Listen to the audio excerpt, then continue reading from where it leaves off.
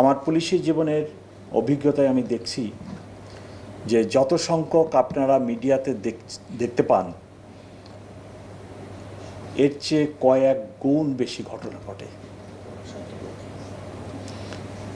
এবং যেহেতু আমাদের সমাজ অত্যন্ত কনজারভেটিভ সমাজ, এরূপ ঘটনা হলে প্রথমত যিনি ভিকটিম হন উনি এটাকে ডিসক্লোজ করেন না, প্রকাশ করেন না। এরূপ ঘটনার সংখ্যা বহু বহু।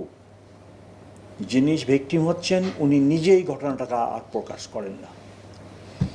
তারপরে কিছু কিছু ঘটনা ওই ভিকটিম তার পিতামাতাকে জানান, পিতামাতাও এই ঘটনার ডিসক্লোজ করেন না, প্রকাশ করেন না। কারণ পিতামাতা ভাবে তাদের কন্যা শিশু, এই কন্যা শিশুকে তাদের পরবর্তী জীবনের কথা ভেবে,